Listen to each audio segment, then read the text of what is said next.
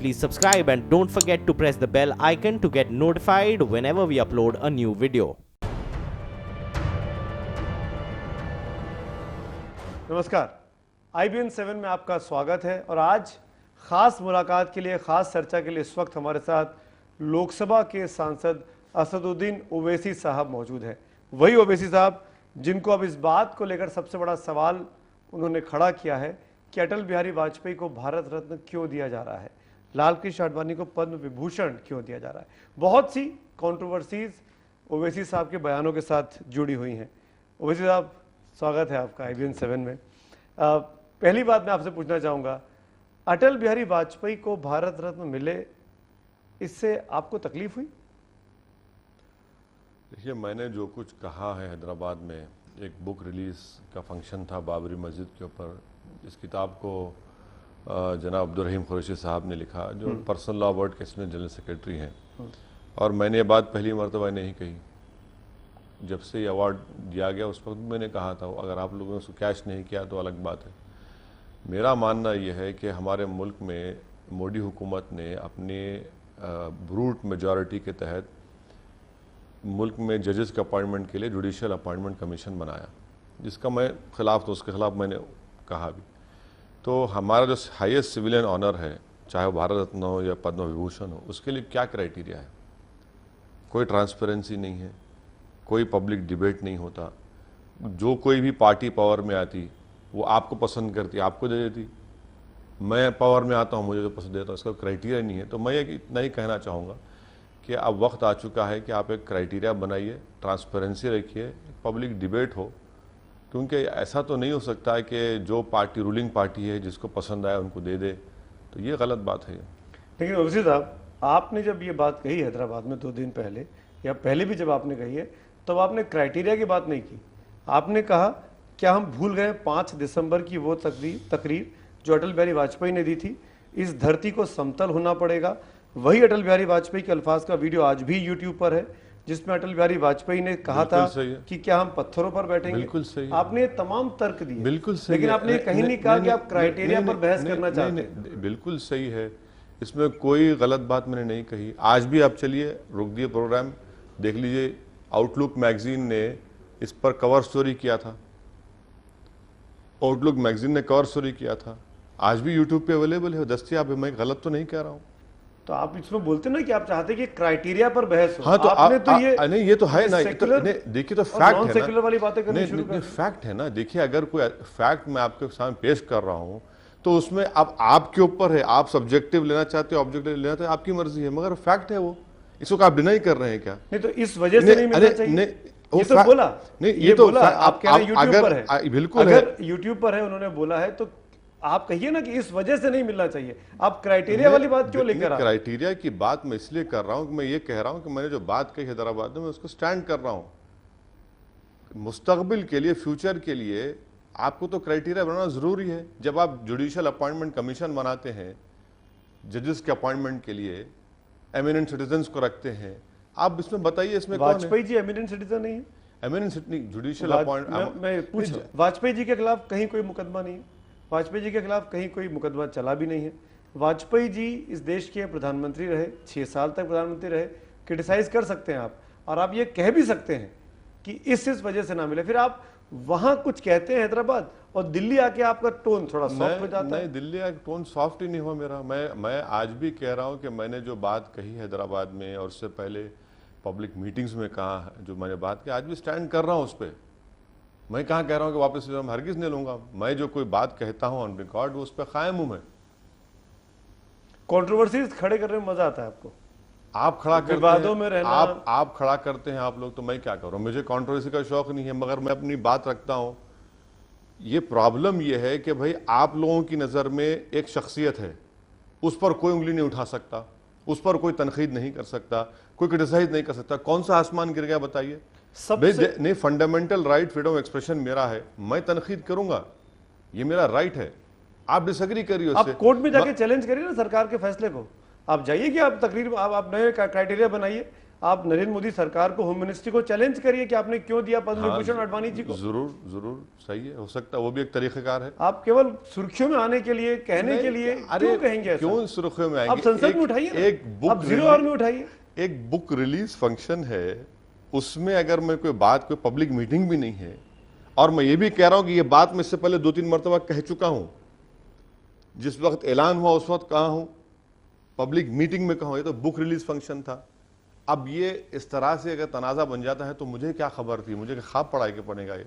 आप अयोध्या पर book release में जाते हैं, आप अयोध्या मामले को उठाते हैं, आडवाणी वाजपेयी पर निशाना साधते हैं। हाँ। इसका मतलब ओवैसी साहब यूपी में चुनाव लड़ने की तैयारी कर रहे हैं। ना, आप अपनी नहीं, जमीन नहीं, तैयार नहीं, कर रहे हैं। नहीं, हरगिज नहीं है, गलत आप सोच रहे हैं ऐसा। मैं ना उस चीज को जहन में रख के मैंने अपनी बात रखी है, इसका ताल्लुक ही नहीं है, उससे कोई ताल्लुक ही नहीं यूपी से। तो क्या आप यूपी में चुनाव नहीं लड़ेंगे? लड़ेंगे बराबर, मगर कि इसके लिए ये इससे क्यों जोड़ रहे हैं इसको आप? क्योंकि चुनाव सर पे है, एक साल के अंदर चुनाव होना है वहाँ अरे तो यूपी में। जब आपको बराबर तैयारी करनी पड़ेगी। आपने मुंबई के लिए भी 6 महीने पहले तैयारी शुरू कर दी थी, महाराष्ट्र के तैयारी लिए। कर रहे हैं, मगर इससे उसका कोई ताल्लुक नहीं, यकीन करिए मेरी बात का, इससे कोई ताल्लुक नहीं है उसका।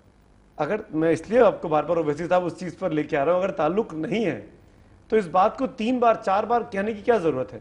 जब आपने पहली बार कहा मुंबई की रैली में, किसी ने ध्यान नहीं दिया, बात खत्म हो जाती। आपने फिर कहा औरंगाबाद में, आपने फिर कहा हैदराबाद में। क्यों अगर मैं बात औरंगाबाद में कहूँ, यूपी में क्यों, क्या ताल्लुक उसका? अगर मैं बैंड राइस में कह रहा हूं तो उसका यूपी से क्या ताल्लुक? हैदराबाद में बात कह रहा हूं, चलिए अगर मैं यूपी जाता, मान लीजिए आपकी बात सही होगी, मैं यूपी जाकर बात कहता तो आप बोलते हाँ आपका सवाल वाजिबी होता। मैं ये बात कह रहा हूं, इसका हर चीज को इलेक्शन रिलेटेड करना गलत है। ये मैं इसलिए भी कह रहा हूं कि आप और आपके छोटे भाई जिस अंदाज में तकरीरें करते हैं, उससे लगता है कि हिंदुस्तान को 2 टुकड़ों में बांट देना चाहिए। एक तरफ 25 करोड़ मुसलमान और दूसरी तरफ 100 करोड़ बाकी लोग। नहीं, गलत इस अंदाज में बात करते हैं, गलत है। आपकी ऐसा राय- क्यों आपकी- कहते हैं? आपकी राय बिल्कुल गलत है। क्या मैंने मोहम्मद अली जिन्ना की तारीफ की कभी? आपके सामने असदुद्दीन ओवैसी अगर बैठा हुआ है, इसलिए बैठा हुआ है कि हमारे बुजुर्गों ने 2 नेशन थ्योरी को रिजेक्ट किया।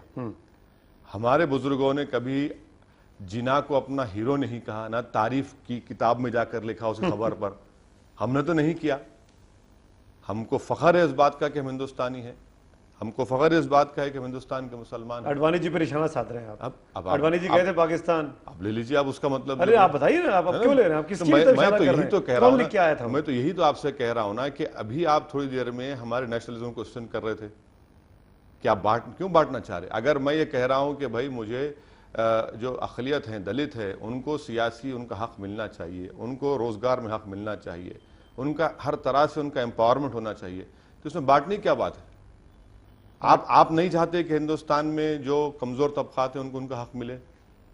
मेरा मानना है कि हिंदुस्तान एक पजल की तरह है, एक मोज़ाइक टाइल की तरह है, और जब तक पूरे हिस्से उसमें फिल नहीं हो जाते वो टाइल खूबसूरत नहीं दिखेगा। इसी हिंदुस्तान की जनता ने, आवाम ने नरेंद्र मोदी को, जिसके खिलाफ आप पिछले इतने सालों से तकरीरें कर रहे हैं और बहुत खतरनाक तकरीरें कर रहे हैं, उसको मेजॉरिटी दी है। यूपी में 71 सीटें, अलायंस को 73 सीटें। उस यूपी में जहां पे मुसलमान एक बहुत बड़ा वोटर है कुछ सीटों पर, बीजेपी का कैंडिडेट जीत के आया। कहां गई आपकी बात? तो मैं यही तो कह रहा हूं ना कि मैं अपनी पहली स्पीच जो हुई थी पार्लियामेंट में, पार्लियामेंट इलेक्शन के बाद, मैं तो मिस्टर मोदी का शुक्रिया अदा किया कि उन्होंने ये सो कॉल्ड मिथ जो था मुस्लिम वोट बैंक, उसको खत्म कर दिया। मुस्लिम वोट बैंक तो था ही नहीं कभी। मुस्लिम वोट बैंक अगर होता तो फिर वहां पार्लियामेंट में 21 नहीं होते बल्कि 35-40। तो आप पूरे हिंदुस्तानी की बात क्यों नहीं करते? आप बार बार, आप और आपके भाई अपनी तकरीरों में ऐसा क्यों दिखाते हैं? नहीं, बुरी बात क्या है? मुसलमान को अलग दिखा देते हैं। हिंदुस्तानी, हम हिंदुस्तानी शहरी नहीं है। आप हैं? नहीं, आप भारतीय नहीं है? बुरी बात क्या है? आप भारतीय नहीं है? बिल्कुल है। आप ये कह रहे हैं कि जो भारतीय है वो माइनॉरिटीज बात ना करे, जो भारतीय है दलित की बात ना करे, जो भारतीय है जो कमजोर तबकात की बात ना करे। देखिए ये जो आप बात कर रहे हैं ना, this is very typical upper caste mentality की बात कर रहे हैं। मैं वही कह रहा हूँ कि कोई भी व्यक्ति हिंदुस्तान के आबोहवा में रहता है, ये जो आपकी सोच है, पहले इंडियन क्यों नहीं हो सकता? बिल्कुल इंडियन है, इंडियन है, इसीलिए तो हम अपना राइट पूछ रहे हैं। पहले इंडियन है? नहीं, बिल्कुल मुस्लिम है, बिल्कुल हम इंडियन है। और ये क्या सवाल आप हर मुसलमान से, हिंदू से करते हैं? हम हिंदू से ही पूछते हैं। किस तरीकों से करें बताइए आप जिससे चाहे उससे पूछ लो। सख्त इस पर आपत्ति है, उससे पूछ लो। गलत है ये कि आप लोगों को क्या जो मुसलमान मिला, आप बताइए आपका क्या है? मैं आपसे कह रहा हूं कि मैं आपको जवाब ये दे रहा हूं कि मोहम्मद अली जौहर ने ये जवाब दिया था कि I am a Muslim first, Muslim second, Muslim third, I am Indian first, I am Indian second, Indian third. ये है जवाब। ये बात क्या है? देखिए, आपको मुसलमान नजर आता है तो आपको पूछना जरूरी है मेरा रिलीजन पहले है ये? मैं वो तकरीरें सुना दूंगा ना तो देश में आग लग जाएगी। कोई जो आग आप नहीं लोगों लगी, ने दिया है, कोई आग नहीं जो लगी, यूट्यूब पे पड़े हुए कोई वीडियोस, आग नहीं लगी। आप जिस गलत अंदाज में बात किया गलत कह रहे अकबरुद्दीन हैं साहब ने, आप उन गलत पर कह रहे हैं। मुकदमा है, मुकदमा आप पे भी चल रहा बिल्कुल है। है। कौन सा आप तकरीर का मुकदमा मुझ पर है? हाँ, तकरीर का बताइए मुकदमा। कौन सा है, बताइए। दिल्ली में हुआ है। कौन सा? वो कोर्ट रिफर्ड केस है वो? हाँ, कौन सी की तकरीर का है? कोर्ट रिफर्ड केस है वो। पुलिस ने हिदायत किया, एक आदमी प्राइवेट कंप्लेन करता है। हाँ, अजय गौतम साहब ने शिकायत की। प्राइवेट कंप्लेन करता है और ठीक है, इंक्वायरी करिए। महाराष्ट्र में इलेक्शन हुआ असेंबली का, 22 सभाएं मेरी हुई और हर जगह पर नाजायज तरीके से मुझे 144 नोटिस दी थी, एक गड़बड़ नहीं हुई। क्या मेरे अपोनेंट्स ने कंप्लेन दायर की ईसीआई में, पुलिस में, क्या ईसीआई नोटिस दी? नहीं। बताइए, बंडराइस में इलेक्शन हुआ, नहीं हुआ। आप बताइए कि हाँ हम तकरीर करते हैं, आपको नापसंद है, आप जोड़ने की बात क्यों नहीं कर सकते हैं असद भाई? क्यों नहीं जोड़ने की बात क्यों नहीं कर जोड़ने सकते? की बात नहीं कर रहे? हिंदुस्तानी की तरह क्यों नहीं क्यों बात नहीं? कर सकते हैं? आपकी राय गलत है, हम जोड़ने की बात तो कर रहे हैं। अगर मैं कह रहा हूं कि भाई मुझे अपना हक दो, तो क्या उसमें जोड़ने की बात नहीं है? मैं आग लगा दूंगा, 15 मिनट मुझको दे दो। हाँ, वो तो केस चल रहा है, वही मैं बोल रहा हूँ, वो तो केस चल रहा है, हम दिखा देंगे अरे हम कौन है। आपको मैं बता रहा हूँ, इस अंदाज में नहीं, बात की बिल्कुल जाती है, केस चल रहा है, हजारों की भीड़ में बिल्कुल केस चल रहा है। और जिस तरीके से अदालत सबसे इंसाफ करता है, इंसाफ करेगा, मुतमईन रहिए आप।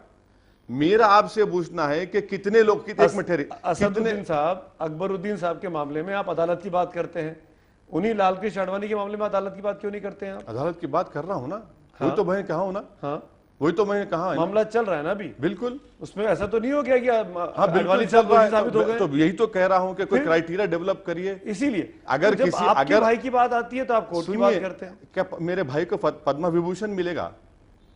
आप बन जाएंगे तो बना देंगे। नहीं, हरगिज नहीं करेंगे। आपने कहा नहीं करेंगे। सब अपना अपना आप करते हैं। एक बात याद रख लीजिए कि हम उन ओहदों के, उन ऑनर्स के लिए काम नहीं कर रहे हैं। जब आप अच्छी बातें बोलेंगे, देश को जोड़ने की बातें देखिए, मैं करेंगे, ऐसी विकास कोई की बातें नहीं, करेंगे, आपकी नजर में डेवलपमेंट की कोई बातें बात करेंगे। अच्छी होगी तो मैं जरूरी नहीं मैं अच्छी बात करूं। अच्छा, विकास की बात हो रही है तो अच्छी बात नहीं है वो? विकास की सबके बात, लिए सेम है। आप अपना होमवर्क कर लीजिए। लास्ट टाइम एमपी का मुझे संसद रत्न अवार्ड दिया गया। हाँ, तो सबसे ज्यादा एमपी फंड इस्तेमाल मैं किया डेवलपमेंट के सिलसिले में। तो क्या ऐसे ही मिल जाता है क्या, जब पूरा एमपी फंड इस्तेमाल हो रहा है? आप आकर देखिए हैदराबाद में हम क्या डेवलपमेंट कर रहे, क्या नहीं कर रहे, और देखिए उसके बाद। ये मजाक तो नहीं है ना कि लोग ऐसे वोट डालते, कुछ काम कर रहे होंगे जमीन के ऊपर। आप देखिए आकर, मैं दावत दूंगा आपको, प्लीज आइए, हमारे मेहमान रहिए एक दिन, देखिए हम क्या काम कर रहे हैं, उसके बाद फैसला करिए। डेवलपमेंट की कैसा बात नहीं करेंगे हम, बराबर डेवलपमेंट की बात करना है। इसीलिए तो मैं अपनी जितनी स्पीचेस पार्लियामेंट में हुई, लास्ट बजट मैंने कहा कि भाई आपने माइनॉरिटीज अफेयर्स के मिनिस्ट्री का बजट था, उसमें से 570 करोड़ रुपए काट दिए। दलितों के जो पोस्ट मैट्रिक स्कॉलरशिप था 300 करोड़ काट दिए। ये डेवलपमेंट से ताल्लुक है। मैंने लास्ट बात, मैंने डिमांड भी किया कि हज सब्सिडी निकाल दो आप, हमको हज सब्सिडी की जरूरत नहीं है। वो जो 600-500 करोड़ रुपए हज सब्सिडी की है वो आप मुस्लिम गर्ल्स की तरफ लगा दीजिए। ये डेवलपमेंट की बात नहीं है। और मैं ये बात कब से कह रहा हूं, जुमला 5-6 साल से लोकसभा में कह रहा हूं।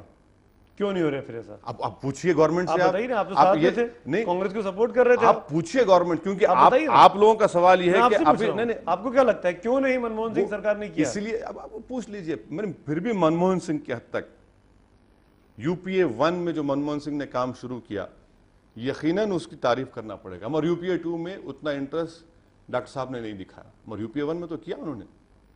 ऐसा क्यों होता है असदुद्दीन साहब कि आप इतना जब विकास की बातें कर रहे हो, जब आपको संसद रत्न का अवार्ड मिलता है, आपकी खबरों में आप आते हैं कि आप सलमान खान को जब कोसेंगे, सलमान खान अगर नरेंद्र मोदी के साथ जाके तस्वीरें खिंचवा लेते हैं गुजरात चुनाव के पहले, पतंग उड़ा लेते हैं, तो उससे आपको दिक्कत होती है हैदराबाद में बैठे हुए, क्यों? चलिए छोड़ दीजिए, अब कल फैसला आ रहा है, देखिए क्या होता है। नहीं बताइए ना क्यों कहा? छोड़ दीजिए, कहा है मैंने ऑन रिकॉर्ड कहा है। अगर कोई जाकर ये कह, देखिए आप सिर्फ इसलिए कि नरेंद्र मोदी के साथ उन्होंने हाथ मिला लिया। अगर आप जाकर ये कहेंगे कि गुजरात राइट्स हुआ, भूल जाओ उसको, आप ये एक्टर रहिए, एक्टिंग करिए। आप पॉलिटिक्स में आए तो आप अपने आप को अटैक के लिए तैयार रहिए। आप ये मत कहिए कि नहीं मैं अपनी फिल्म को प्रमोट करनी है। आप पॉलिटिक्स की जब बात करेंगे तो आपके खिलाफ पॉलिटिकली जवाब दिया जाएगा। आप एक्टर हैं, हमको इतराज नहीं है, मगर आप जाकर कहीं गुजरात भूल जाओ। पर उसी गुजरात के लोगों ने नरेंद्र मोदी को 3 बार चुनाव जिताया। आप जो गुजरात के बाहर के लोग हैं वो बार बार गोधरा गुजरात की बात करेंगे, इसीलिए गुजरात के लोग चुनाव जिता रहे हैं। हाँ बिल्कुल बिल्कुल जिता रहे हैं, उसमें कोई इनकार नहीं है। हाँ। इसीलिए आज भी कि आखिरी बार एक मुस्लिम एमपी कहां से जीता था गुजरात में, बता दीजिए आप, अगर वाकई में वहां कामयाबी हो रही कि एमपी कम बना था वहां से। एक मौलाना जिसको अक्षरधम 11 साल जेल में रहे, सुप्रीम कोर्ट ने कहा कि ये बरी मासूम है, 11 साल की सजा उनको हुई, 11 साल सजा के बाद सुप्रीम कोर्ट ने एक्सोनरेट किया उनको। कितने पुलिस वालों को आपने सस्पेंड किया? वही वडोदरा में एक मुस्लिम आबादी को शिफ्ट करने का वादा किया, जेएनयूआरएम से फंड्स से एक बिल्डिंग बना रहे, बोले नहीं हमारे पास मत लेके आइए मुसलमानों को। ये बात नहीं हो रही क्या गुजरात में? तो आप ये कह रहे हैं गुजरात में कोई मुस्लिम नहीं रहता है? रहता है मुस्लिम। देखिए मैं क्या कह रहा हूं आपसे, आप क्यों ट्विस्ट कर रहे हो उसको? मैं आपसे जीते वहां मुसलमान नहीं रहते। मैं आपसे ये कह रहा हूं कि उनका कंडीशन क्या है वो भी तो देख लीजिए।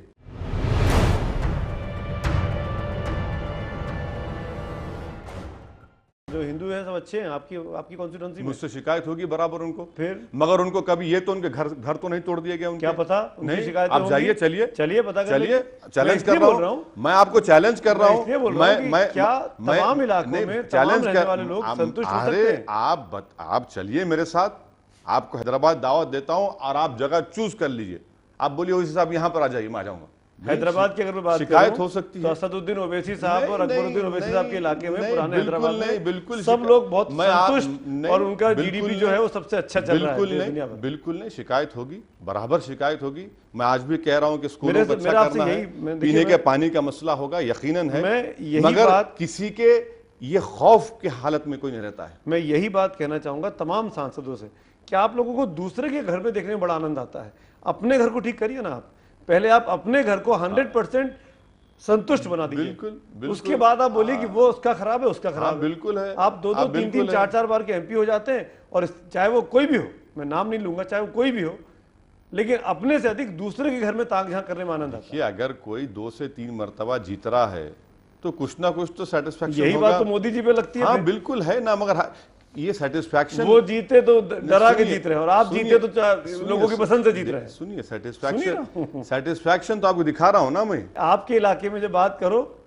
तो अरे मेरे इलाके में आप आके करिए ना इंटरव्यू, एक आप अपने रिपोर्टर को बोलिए, कर देंगे, साक्षी को बोलिए, लड़की को, भाई जाओ भाई इनके एरिया में जाओ, करो, मालूम करो।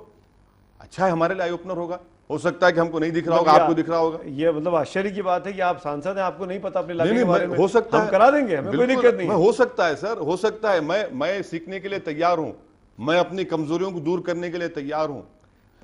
मैं कभी टीवी इंटरव्यू छोड़ के भागने वाला नहीं हूं। बिल्कुल। आपको क्या लगता है कि बीते 1 साल में सरकार ने कैसा काम किया? बजट आता है माइनॉरिटीज का, आपके अलाई माने शिवसेना, वो कहते हैं कि वोटिंग राइट इनका ले लो, आप बोलते नहीं वो फ्रिंज एलिमेंट है। फ्रिंज एलिमेंट नहीं है, वो आपकी कैबिनेट में बैठ रहे हैं, जिसमें शाहनवाज हुसैन और मोहतरमा उसमें शामिल हैं, उनको वोटिंग राइट ले लेंगे आप। तीसरी मिसाल, महाराष्ट्र में हाई कोर्ट ने कहा कि मुस्लिम रिजर्वेशन एजुकेशन में दीजिए, क्योंकि सोशली एजुकेशनली बैकवर्ड है, जॉब्स में नहीं दे सकते। आप ऑर्डिनेंस को लैप्स करवा देते, और जब जाटों को सुप्रीम कोर्ट रिजर्वेशन नहीं देती, उसके खिलाफ बोलते हम रिव्यू पिटीशन डालेंगे। सुप्रीम कोर्ट, एपेक्स कोर्ट ने कहा ये ड्यूल क्यों है भाई, जब आपकी नजर में सब बराबर हैं, everyone is equal. Asaduddin Owaisi अपनी बात पर कायम है और ये कह रहे हैं कि जो सिविलियन अवार्ड्स मिलते हैं, भारत रत्न जैसे या पद्म विभूषण जैसे, उसका क्राइटेरिया एक बार डिसाइड होना चाहिए कि किस बेसिस पर अवार्ड होते हैं, और जो कंट्रोवर्शियल लोग हैं उनके अवार्ड्स को लेकर सरकार को सोचना चाहिए कि उनके नाम उस लिस्ट में क्यों आते हैं।